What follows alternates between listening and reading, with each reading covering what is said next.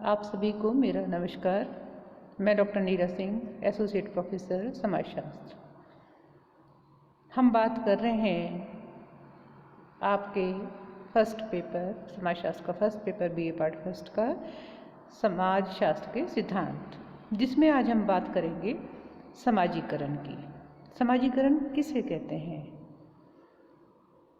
जैसा कि आप जानते हैं, जब बच्चा जन्म लेता है तो वो केवल एक शारीरिक ढांचा होता है। वो समाज में भाग लेने के योग्य नहीं होता। केवल जैसे एक प्राणी शास्त्र इकाई है जो केवल रक्त, मांस और हड्डियों से बना एक जीवित पुतला होता है। उसमें किसी प्रकार के सामाजिक गुण नहीं होते। वह न तो सामाजिक होता है, न असामाजिक होता है, न ही कोई समाज विरोधी होता है। यानी कि समाज के रीति रिवाज, प्रथा, मूल्य, संस्कृति क्या है, ये सब चीज़ें उनसे वो अनभिज्ञ होता है। वह नहीं जानता कि किसके प्रति कैसा व्यवहार किया जाना चाहिए और समाज उससे क्या अपेक्षाएं रखता है। किंतु उसके अंदर क्या है, शारीरिक क्षमताएं हैं और मानसिक क्षमताएं हैं। इन क्षमताओं के कारण ही वह बहुत कुछ सीखता है और समाज का क्रियाशील सदस्य बन जाता है। जिस समाज में वो पैदा होता है वहाँ की संस्कृति को ग्रहण करता है, लेकिन सीखने की क्षमता सामाजिक संपर्क से ही विकसित होती है। यानी कि मनुष्य में गुण तो हैं, लेकिन उन गुणों का विकास सामाजिक संपर्क के बिना संभव नहीं होता। जैसे आप देखते हैं, बच्चा छोटा सा होता है, वह हंसना बोलना कुछ भी नहीं जानता, लेकिन परिवार के लोग उससे हंसते हैं, बोलते हैं, बातचीत करते हैं और धीरे धीरे क्या होता है, वो रेस्पॉन्स देना सीख जाता है, वो हंसना सीख जाता है, वो अपनी बात कहना सीखने लगता है, शब्दों का प्रयोग करने लगता है। और जिस प्रकार का व्यवहार उसे करना चाहिए वैसा व्यवहार परिवार के सदस्य, रिश्तेदार जो हैं उसे बताते हैं और उनसे वो उसे सीखने को मिलता है। इस प्रकार समाज में वो अपनी भूमिका निभाने लायक बनता है। यानी चलना सीख जाता है, बोलना सीख जाता है, किसके साथ कैसा व्यवहार करता है। आप देखते नहीं, बच्चा जो शुरू में है उसे नहीं पता सही क्या है, गलत क्या है, तो उसको सही व्यवहार करने के लिए सही क्या होता है, जो समाज के अनुरूप होता है, समाज के नियमों के अनुरूप होता है, उसके लिए उसे बताया जाता है। सीखने की जो ये प्रक्रिया है समाज विज्ञान में, मनोविज्ञान में समाजीकरण कहलाती है, क्योंकि ये वो विधि है जिनके द्वारा बच्चा जो है, व्यक्ति है, उसको सामाजिक सांस्कृतिक संसार से परिचित कराया जाता है। ये वो विधि है समाजीकरण जिसके द्वारा संस्कृति को एक पीढ़ी से दूसरी पीढ़ी को हस्तांतरित किया जाता है।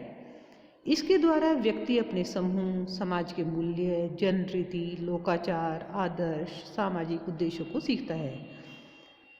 क्योंकि बच्चे के सामने, बच्चा जिस सामाजिक पर्यावरण में जन्म लेता है वो वैसा ही व्यवहार सीखता है। और यही कारण है, जैसे हिंदी भाषी क्षेत्र में पैदा होने वाला बच्चा हिंदी बोलता है और जो अन्य भाषाओं में, चाहे वो पश्चिमी देशों की हो, चाहे वो भारत के अन्य क्षेत्रों की हो, जिसमें भी वो जन्म लेगा वो उस तरह की भाषा बोलने लगता है, क्योंकि उसने वही व्यवहार में सीखी है। और उसको ये बताया जाता है कि सही क्या है। जैसे मैंने अभी बताया आपको कि संस्कृति सीखता है, संस्कृति एक पीढ़ी से दूसरी पीढ़ी हस्तांतरित होती है, मूल्य हैं, जन रीति है, लोकाचार है। ये सब चीज़ें क्या हैं? ये सब चीज़ें वो हैं जिनके द्वारा व्यक्ति के व्यवहार को सही या गलत हम कह सकते हैं। जब इनके अनुरूप, जन रीतियों, प्रथाओं के अनुरूप व्यवहार होता है तो वो सही व्यवहार माना जाता है और उसके विपरीत व्यवहार गलत व्यवहार कहते हैं। इनकी परिभाषाओं में, जॉनसन के शब्दों में, सामाजीकरण सीखने की प्रक्रिया है जो सीखने वाले को सामाजिक भूमिकाओं को निभाने योग्य बनाती है। यानी कि समाजीकरण क्या है? सीखने की प्रक्रिया। और कैसे सीखने की प्रक्रिया? जो उसे समाज में जो उसकी भूमिका है, जो उसके कर्तव्य हैं, उनको निर्वाह करने के योग्य बनाती है। परिभाषा के में जो अर्थ निहित है उससे ये स्पष्ट है कि हर चीज सीखना मात्र समाजीकरण नहीं है, क्योंकि बच्चा सही बात भी सीखता है और गलत भी सीखता है। सीखने की उसी प्रक्रिया को समाजीकरण कहा है जिनकी मदद से व्यक्ति भागीदारी समाज में संभव हो पाती है, यानी कि जिससे समाज का वो एक क्रियात्मक सदस्य बनता है। समाज को विध्वंस करने के बारे में सीखना समाजीकरण नहीं है। दरअसल सीखने का उद्देश्य सामाजिक प्रक्रियाओं में भाग लेना और सामाजिक नियमों और मूल्यों के अनुरूप अनुसरण करना होता है, क्योंकि समाज में रह करके ही व्यक्ति चोरी करना भी सीखता है, झूठ बोलना भी सीखता है, अहिंसा भी सीखता है, लेकिन हम उन सब चीज़ों को समाजीकरण नहीं कहते। समाजीकरण का जो अर्थ और उद्देश्य है वो यही है कि वो सामाजिक भूमिकाओं को निर्वाह करने योग्य व्यक्ति को बनाती है। समाजीकरण का समाज के निर्माण में एक महत्वपूर्ण योगदान है। समाजीकरण के माध्यम से ही समाज की संस्कृति एक पीढ़ी से दूसरी पीढ़ी को हस्तांतरित होती है। इस प्रकार समाज और संस्कृति बिना रुके थोड़े बहुत परिवर्तनों के साथ जीवंत और व्यवस्था की तरह से चलते रहते हैं। उसके अलावा किम्बाल यंग का कहना है कि समाजीकरण वह प्रक्रिया है जिसके द्वारा व्यक्ति सामाजिक और सांस्कृतिक क्षेत्र में प्रवेश करता है और समाज के विभिन्न सदस्यों का समूह बनता है। इसका अर्थ है कि अगर व्यक्ति का समाजीकरण ना किया जाए, यानी कि अगर उसको केवल उसकी ज़रूरतें पूरी करी जाए और संपर्क ना दिया जाए, उसे ना सिखाया जाए, तो वो सामाजिक और सांस्कृतिक क्षेत्र में प्रवेश नहीं कर सकता, यानी कि समाज का क्रियात्मक सदस्य नहीं बन सकता। इसी प्रक्रिया के माध्यम से उसे समाज के मूल्य और मानकों को स्वीकार करने की प्रेरणा मिलती है। इसके बाद में हम अगर बात करते हैं समाजीकरण के अभिकरण, जो समाजीकरण की जो विशेषताएं हैं उनके बारे में मैं बात करूंगी। इसमें सबसे पहले हम बात करेंगे समाजीकरण के अभिकरण कौन से हैं, क्योंकि बीरस्ट्रीट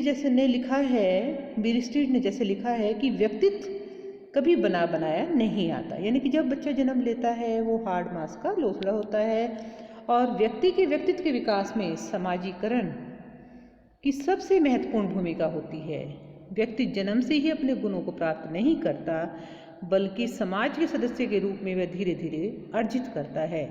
जीवन चक्र की इस प्रक्रिया में समाजीकरण के विभिन्न अभिकरणों का योगदान होता है, यानी कि हम एक साथ सब कुछ नहीं सीखते। धीरे धीरे जैसे हमारे आयु बढ़ती है, आयु के साथ साथ हमारे व्यवहार सामाजिक अपेक्षा करता है और उसके अनुरूप हमें व्यवहार करना सिखाया जाता है, और जो वो व्यवहार सीखते हैं उसी के माध्यम से हम समाज का एक क्रियात्मक सदस्य बनते हैं। और ये विभिन्न संस्थाएं हैं जो कि समाजीकरण में योगदान देती हैं। बच्चे का समाजीकरण करने में जैसे प्राथमिक संस्थाएं परिवार है, पड़ोस है, मित्र मंडली है, नातेदारी समूह है, विद्यालय है, धार्मिक आर्थिक राजनैतिक संस्थाएं हैं। ये सब संस्थाएं जो हैं समाजीकरण में योगदान देती हैं और व्यक्ति इन संस्थाओं और समूह से जितना अनुकूलन कर पाता है या करता है उसका समाजीकरण भी उतना ही सफल हो जाता है। अब जैसे सबसे पहले हम परिवार की बात करेंगे। परिवार समाजीकरण करने की जो संस्था है वो सबसे पहली है और सबसे महत्वपूर्ण है। क्यों? क्योंकि बालक परिवार में जन्म लेता है और परिवार के सदस्यों के संपर्क में आता है। परिवार में ही उसे समाज के रीति रिवाज, लोकाचार, प्रथा और संस्कृति का ज्ञान होता है।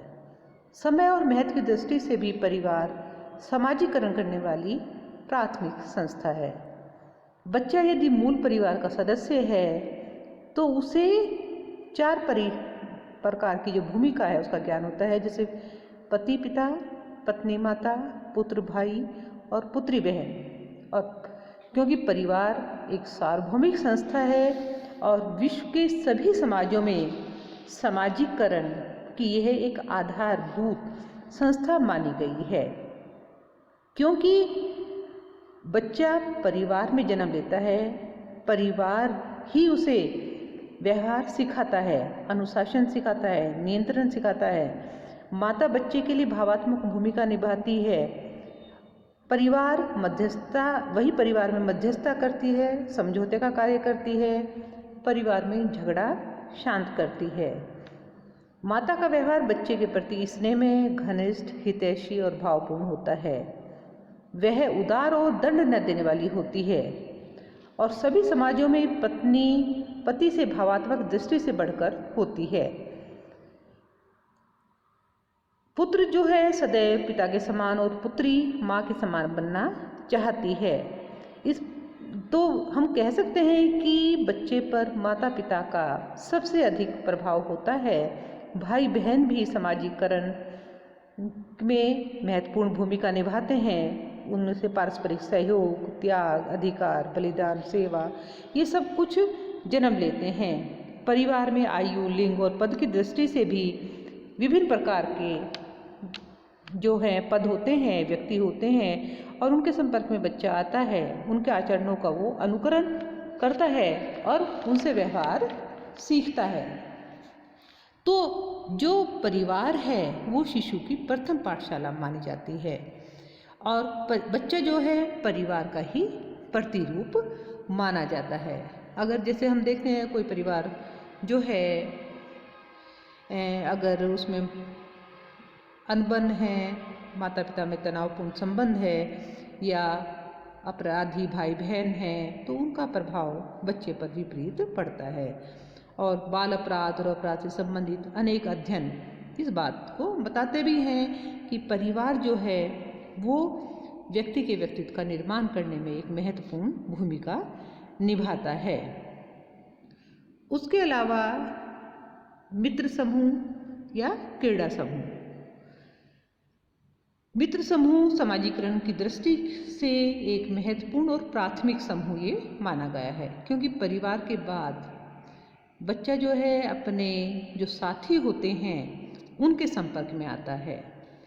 हम उम्र होते हैं, उसके खेल के साथी होते हैं और ये जो लोग हैं, ये जो वर्ग है उसे अपनी प्रसिद्धि और वर्ग मूल्यों से परिचित कराते हैं। जैसे बच्चे खेलते हैं, खेल में नियमों का पालन कि भाई तू ऐसे करेगा, मैं ऐसे करूँगा, तो वो एक दूसरे के नियंत्रण में रहना और अनुशासन का पालन करना भी वहाँ से सीखते हैं और उनमें नेतृत्व का गुण भी विकसित होता है।